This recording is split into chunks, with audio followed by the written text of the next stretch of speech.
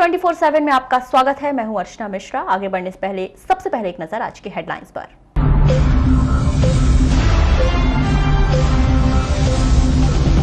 Corona पर जिला प्रशासन की सख्ती, लगाई धारा 144।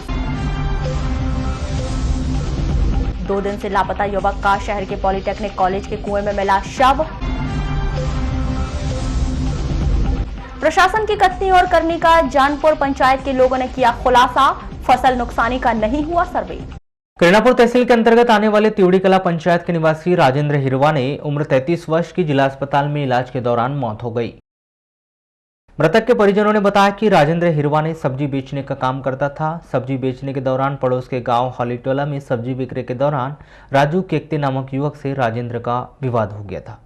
राजू केकते ने राजेंद्र की बेदम पिटाई कर दी थी, जिससे घायल होने पर राजेंद्र को इलाज के लिए जिला अस्पताल में भर्ती कराया गया था। यहाँ इलाज के दौरान राजेंद्र की मौत हो गई। ये सर सब्जी का व्यापार करते थे, धंधा गांव में 4 गांव में सब्जी का ले जाके बेचते थे, अपना पेट पालन करते थे।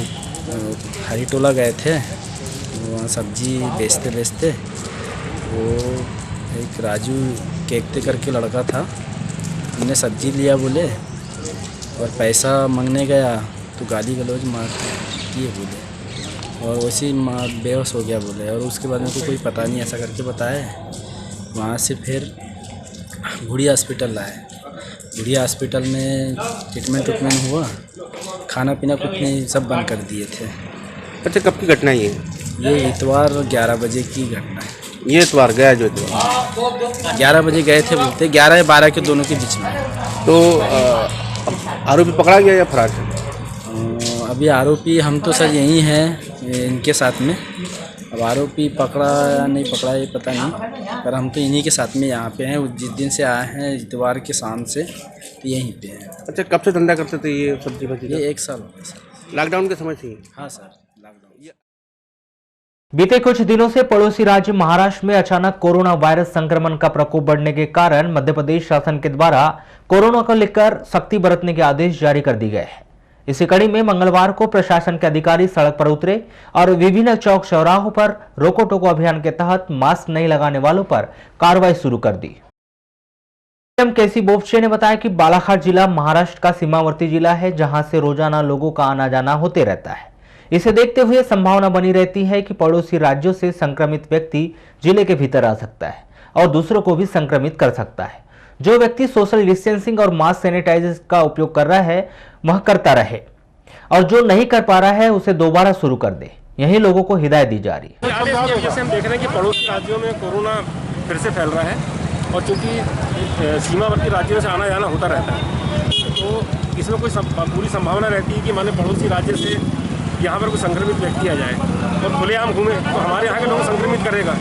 इसलिए यहाँ के लोगों को भी मास्क लगाना बहुत ज़रूरी है। और जैसे पहले हम सतर्क थे कि सोशल डिस्टेंसिंग और माने लोगों से दूरी बनाए रखना, सतर्कता और हैंड वॉश वगैरह ये सब फिर से शुरू करना पड़ेगा, या जो कर रहे हैं उनको और माने ज़्यादा ध्यान देना पड़ेगा। क्योंकि यदि ऐसे में भी कोरोना दोबारा लोगों पर यदि माने संक्रमित करेगा तो सुधार होने बहुत वहाँ का ध्यान याद नहीं है। अपने जैसे बालाघाट की जो गवर्नमेंट के निर्देश भी आए हैं कि कल ही आए निर्देश कि हमें माने यहाँ पर अपने प्रदेश में भी जो सीमावर्ती जिले हैं उनको सतर्कता रखना है। सर, जो महाराष्ट्र राज्य में कोविड-19 के प्रकरणों में हो रही वृद्धि को देखते हुए मध्य प्रदेश शासन गृह विभाग भोपाल के निर्देशों के अनुसार जिले में कोविड-19 महामारी की रोकथाम के लिए कलेक्टर एवं जिला दंडाधिकारी श्री दीपक आर्य ने संपूर्ण बालाघाट जिले में दंड प्रक्रिया संहिता की धारा 144 लागू कर दी है और एक स्थान पर 5 से ज्यादा व्यक्तियों के एकत्र होने पर प्रतिबंध लगा दिया है। इस संबंध में जारी आदेश में कहा गया है कि संपूर्ण जिले में दंड प्रक्रिया संहिता की धारा 144 लागू रहेगी। कोरोना वायरस संक्रमण की रोकथाम एवं बचाव के लिए आमजन, व्यापारी, अन्य व्यवसायियों को सोशल डिस्टेंसिंग और मास्क के उपयोग का कड़ाई से पालन करने को कहा गया है। इसके साथ ही जिले में किसी भी प्रकार का सार्वजनिक कार्यक्रम व मेला आयोजित करने के पूर्व संबंधित अनुविभागीय दंडाधिकारी से विधिवत अनुमति लिया जाना अनिवार्य किया गया है। जिले के सभी एसडीएम, सभी एसडीओपी, सभी जनपद पंचायत सीईओ और सभी नगरीय निकायों के मुख्य नगरपालिका अधिकारियों और थाना प्रभारियों को इस आदेश का कड़ाई से पालन सुनिश्चित करने कहा गया है। ये जो धारा 144 आज ही लगाया गया है, और ये हुआ है कि अभी जो कोरोना है अभी और बढ़ने की संभावना है और नज़दीकी हमारे जो महाराष्ट्र राज्य है उसमें नागपुर वगैरह में ज़्यादा संख्या बढ़ रही है, तो उसको देखते हुए धारा 144 लागू की गई है और व्यापारी और व्यवसायी को सोशल डिस्टेंसिंग और मास्क का उपयोग अनिवार्य किया गया है।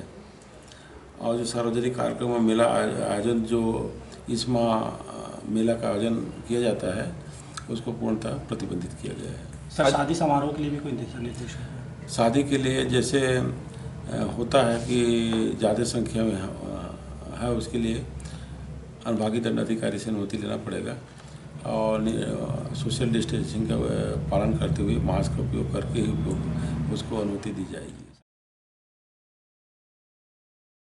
मुख्य चिकित्सा एवं स्वास्थ्य अधिकारी डॉक्टर मनोज पांडे से मिली जानकारी के अनुसार 22 फरवरी को बालाघाट जिले के 5 मरीजों के सैंपल कोरोना पॉजिटिव पाए गए हैं। इस पर 22 फरवरी की स्थिति में बालाघाट जिले में कोरोना के 10 एक्टिव मरीज हैं और उन्हें होम आइसोलेशन में रखकर उनका उपचार किया जा रहा है। जिले में 23 फरवरी 2021 तक कुल 3200 मरीज कोरोना पॉजिटिव पाए गए हैं, जिसमें से 14 मरीजों की मृत्यु हो गई है और 3176 मरीज ठीक हो चुके हैं। कोरोना जांच के लिए बालाघाट जिले से 81,137 सैंपल भेजे जा चुके हैं। 14 से 16 फरवरी तक जिले में कोरोना का एक भी मरीज नहीं पाया गया है। 17 और 18 फरवरी को कोरोना का एक, 19 फरवरी को 0, 20 फरवरी को 5, 21 फरवरी को 0 और 22 फरवरी को 5 मरीज कोरोना पॉजिटिव पाए गए हैं। खनिज अधिनियम का उल्लंघन करने पर मैग्नीज का अवैध रूप से उत्खनन करने और भंडारण करने के कारण कलेक्टर दीपक आर्य ने लालबर्रा तहसील के ग्राम बहिया टिकुर के 3 लोगों पर 4,78,171 रुपए का जुर्माना लगाया है और जब्त किए गए मैग्नीज को राजसात करने के आदेश दिए हैं। तीनों व्यक्तियों को जुर्माने की राशि 15 दिनों के भीतर जमा करने के आदेश दिए गए हैं, वरना उनकी अचल संपत्ति की कुर्की कर दी जाएगी। 9 फरवरी 2020 को खनिज एवं राजस्व विभाग के अमले ने संयुक्त रूप से लालबर्रा तहसील के ग्राम बहिया टिकुर में कार्यवाही कर अवैध रूप से मैग्नीज का उत्खनन करना और भंडारण करना पाया था। जिला मुख्यालय से लगभग 4 किलोमीटर दूर ग्राम पंचायत नेत्रा निवासी सीताराम सोलाखे उर्फ चंदू पटेल के घर मंगलवार को अज्ञात कारणों से आग लग गई, जिससे घर में 3 लाख रुपए नगद, सोने चांदी के जेवर, प्रॉपर्टी के दस्तावेज सहित अन्य घरेलू सामान जलकर खाक हो गए। मंगलवार दोपहर करीब 2 बजे लगी इस भीषण आग की जैसे ही जानकारी परिजनों और अन्य ग्रामीणों को लगी, वैसे ही परिजनों सहित वहीं अन्य लोग इस आग पर काबू पाने की कोशिश करने लगे, लेकिन आग इतनी तेज थी कि ग्रामीण इस आग पर काबू नहीं पा सके, जिस पर परिजनों ने नगरपालिका बालाघाट में फोन कर मामले की सूचना दी। सूचना अग्निशामक दल को दी गई, जहां से 2 फायर ब्रिगेड लेकर नेत्रा पहुंचे। दमकल के कर्मचारियों ने कड़ी मशक्कत के बाद आग पर काबू पाया। ये मकान हमारा ही है भाई साहब। पापा, मम्मी, भाभी, भैया सभी लोग यहाँ पर रहते हैं। मेरी दादी वगैरह सब लोग यहाँ पर रहते हैं। सब पूरा भरा परिवार साथ में रहता है। सभी लोग खेत, मैं तो खेत गया हुआ था और बाकी सब घर ही पे थे। अचानक पता नहीं कैसे अचानक शॉर्ट सर्किट हुआ या कैसे, लगभग शॉर्ट सर्किट ही माना जा रहा है इसे। तो आग लगी और इसके कारण इतनी तेज़ी से आग बढ़ गई कि सब चीज़ जल के राख दी है। सब कैश 3 लाख रुपए मैंने धान बेचे थे हम लोगों ने, तो उसका पेमेंट लाया हुआ था। बाकी कैश सब घर पे रखा हुआ था पुराना, और टीवी, फ्रिज और पूरे दस्तावेज, ज़मीन और जेवर वगैरह भी बहुत सारे सब पूरे जल के लगभग ख़त्म सा हो गया है। वारासिवनी नगर में विद्युत प्रवाह बंद होने के कारण मंगलवार को जिला सहकारी केंद्रीय बैंक बालाघाट शाखा वारासिवनी के हितग्राही कृषकों को पूरा दिन बेहद परेशानियों का सामना करना पड़ा, जिसके कारण किसानों में आक्रोश व्याप्त है। जानकारी के मुताबिक क्षेत्र की सोसाइटी में खरीदी गई उपज का भुगतान किसानों को जिला सहकारी केंद्रीय बैंक शाखा वारासिवनी से किया जाता है, जिसके लिए कृषकों की बढ़ती भीड़ को देखते हुए बैंक प्रबंधन के द्वारा प्रत्येक सोसाइटी के लिए दिन निर्धारित कर दिया गया है। ऐसे में सोसाइटी से संबंधित किसान अपने निर्धारित दिन में जाकर राशि निकालते हैं। इसी कड़ी में मंगलवार को रमरमा सोसाइटी का दिन था, जहां पर ग्रामीण जन राशि आहरण करने के लिए पहुंचे थे और दोपहर 12 बजे तक कृषकों की राशि उपलब्ध कराई गई। लेकिन 12 बजे विद्युत विभाग की तकनीकी खराबी के कारण बंद हो गया। ऐसे में जिला सहकारी केंद्रीय बैंक में अंधेरा छा गया और सभी कार्य अवरुद्ध हो गए। समस्या ये है कि हम लोग सुबह से आए हैं पेमेंट के लिए और यहाँ लाइट की सुविधा नहीं है। जनरेटर होना चाहिए। किसान हफ्ते में एक बार आता है पैसे के लिए और पैसा नहीं मिलने की वजह से देखो आने जाने में भी दिक्कत है। यहाँ से 20 से 25 किलोमीटर दूरी से आते हैं हम लोग और पैसा नहीं मिलता, कितनी दिक्कत जाती है। यहाँ कम से कम 100 से 200 लोगों के कतार बनी थी, जिसमें से किसी को पासबुक देने के बाद रिटर्न चले गए। समस्या तो सर यहाँ पे ये है कि यहाँ पे बिजली के सिवा कोई इन्वर्टर या कोई दूसरी चीज़ की कोई व्यवस्था नहीं है। यहाँ 20-30 किलोमीटर दूर से किसान लोग आ रहे हैं, तो यहाँ कोई बिजली के सिवाय कोई दूसरी चीज़ की व्यवस्था नहीं है। आज पूरे किसान विड्राल भर करके आए और अभी तक के रास्ता देखे बिजली की, और बिजली नहीं आने की वजह से सब वापस जा रहे हैं, यहाँ व्यवस्था नहीं होने की वजह से। अरे आपको हाँ, और व्यवस्था तो ऐसे कोई दूसरी व्यवस्था में तो दिक्कत नहीं है, बाकी वही बस बिजली और थोड़ा सा पानी वानी पीने की पानी की जो है व्यवस्था है, ये सब यहाँ। आज क्या है, 12 बजे से लाइट गोल है। मैंने 2-3 बार MP में फ़ोन लगाया तो बता रहे कोई ब्लास्ट हो गया है। तो लाइट नहीं होने के कारण यानी कृषकों को भुगतान नहीं हो पा रहे, हमारे सिस्टम पूरे बंद पड़े हैं, जिसके कारण हम किसानों को भुगतान नहीं कर पा रहे।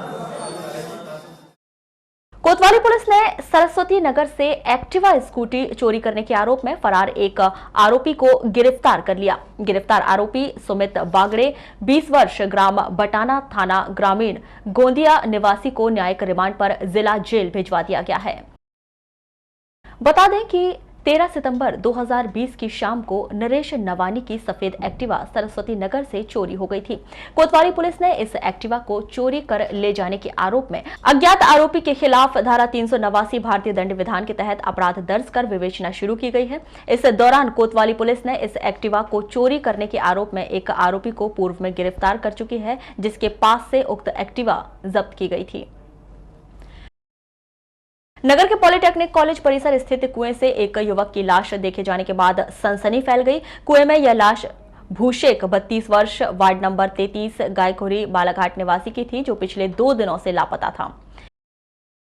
इस संबंध में ग्रामीण पुलिस थाना में गुम इंसान भी दर्ज किया गया था। अभी यह स्पष्ट नहीं हो पाया है कि इस युवक ने कुएं में कूदकर आत्महत्या की थी या उसकी हत्या करने के बाद लाश कुएं में फेंकी गई थी। पोस्टमार्टम रिपोर्ट आने के बाद ही ये स्पष्ट हो पाएगा। जानकारी के मुताबिक 21 फरवरी की रात्रि भूषेक अपने घर में खाना खाकर सो गया था। 22 फरवरी को सुबह भूषेक घर में दिखाई नहीं दिया और दिन में भी वह घर में नहीं आया। परिजन सोच रहे थे कि भूषेक सुबह कहीं चला गया होगा, लेकिन भूषेक रात में भी घर नहीं लौटा। तब उसके दोस्तों ने उसकी पतासाजी की, लेकिन भूषेक नहीं मिला। उसके गुम होने की रिपोर्ट पुलिस थाना ग्रामीण में की गई थी। ग्रामीण पुलिस ने गुम इंसान कायम कर भूषेक की पतासाजी कर रही थी। 23 फरवरी को दोपहर में बालाघाट नगर के पॉलिटेक्निक कॉलेज परिसर में छात्रावास के पीछे कुएं में एक लाश देखे जाने के बाद इस क्षेत्र में सनसनी फैल गई। पॉलिटेक्निक कॉलेज परिसर में स्थित कुएं में लाश देखे जाने की खबर सुनते ही लोग मौके पर पहुंचे, जिसकी पहचान भूषेक के रूप में की गई। कल सुबह से यानी कल रात से कहना चाहिए, कल सुबह से लड़का गायब था। क्या नाम? भूषेक धानेकर, ये मेरे घर के पीछे ही रहता है। इसी कंप्लेंट भी हमने करे हैं कल रात में नवेगांव थाने में। तो इसको ढूंढ तो रहे थे, लेकिन अभी पता चला काले जादों के इससे कि इसकी यहाँ एक बॉडी दिखी है, तो उसको देखने से जो लग रहा है अभी वो उसी की है। तो कितने दिन से लापता थे? ये परसों कहने कल सुबह से रात से किसी को दिखा नहीं। रात में सब सोए थे, खाना खा के पता चला था। अच्छा। खाना खा के सोए हैं, तो यह जब सवेरे उठे तो इसके घर में इसके भाई ने बताया कि मैं कि घर पे लड़का नहीं, तो ये शक हुआ। ये यहीं रहते थे कि कहीं गाँव के हैं? यहीं बाहर के रहने वाले हैं, लेकिन पिछले 20 सालों से लगभग यहीं पर हैं। अच्छा। क्या उम्र होगी इनकी? लगभग 35 साल है। 35 साल का। बालाघाट शहर के पौष इलाके हाउसिंग बोर्ड कॉलोनी प्रेमनगर में अज्ञात नकाबपोश युवक ने मौके का फायदा उठाकर एक घर से मोबाइल फोन पार कर दिया, जिसकी कीमत 15,000 रुपए बताई जा रही है। कॉलोनी निवासी मालती कश्यप ने बताया कि सुबह तकरीबन 8:45 बजे एक साइकिल सवार नकाबपोश युवक घर के सामने आया और ब्रेड चाहिए क्या पूछने लगा। मैंने हाँ कहा और रुपए लेने के लिए अंदर गई और 100 का नोट लेकर बाहर निकली। जिसकी चिल्लर युवक के पास नहीं थी, जो अपनी साइकिल वहीं खड़ी करके चिल्लर लेने चला गया। दोबारा आने पर युवक घर के गेट के अंदर तक आ गया। चूंकि ब्रेड के 2 पैकेट 55 रुपए के थे और मैं 5 रुपए का सिक्का लेने फिर घर के अंदर गई। संभवतः इसी दौरान युवक ने हॉल की टेबल पर रखे मेरे मोबाइल फोन पर हाथ साफ कर दिया। युवक के इस कारनामे की करतूत हमारे पड़ोसी के सीसीटीवी कैमरे में कैद हो गई है। कलेक्टर दीपक आर्य ने 23 फरवरी को लांजी प्रवास के दौरान नगर पंचायत द्वारा बनाई जा रही पेयजल प्रदाय योजना के कार्य का निरीक्षण किया। उन्होंने बाघ नदी पर लांजी को पेयजल प्रदाय के लिए बनाए जा रहे स्टाफ डैम का निरीक्षण किया और इस कार्य में गति लाने के निर्देश दिए। उन्होंने कहा कि नगरीय क्षेत्र लांजी में पेयजल प्रदाय योजना का कार्य तेजी से पूरा किया जाए, जिससे लांजी की जनता को शुद्ध पेयजल की आपूर्ति सुनिश्चित की जा सके। इस दौरान उन्होंने नगर पंचायत द्वारा अपशिष्ट पदार्थों और कचरा के निस्तारण के लिए बनाए गए ट्रेचिंग ग्राउंड का भी निरीक्षण किया और वहां की व्यवस्थाओं को देखा। इस दौरान उन्होंने विश्राम गृह लांजी में अधिकारियों की बैठक लेकर विकास कार्यों को समय सीमा में पूर्ण कराने के निर्देश दिए। योजना काफ़ी पहले से प्रारंभ हुई थी और अब तक कार्य पूर्ण होने का कारण जो था वो जानना मैं चाह रहा था। उसी कारण से आज मैं आया और कुछ चीज़ें इसमें आरंभिक दौर में हुई हैं, अभी कार्य चल रहा है और मुझे लगता है अगले 1 साल में नगरवासियों को जल सुविधा प्रदाय की जाएगी। तो ये थी अभी तक की खास खबरें। अगले न्यूज़ बुलेटिन के साथ फिर मुलाकात होगी, तब तक के लिए नमस्कार।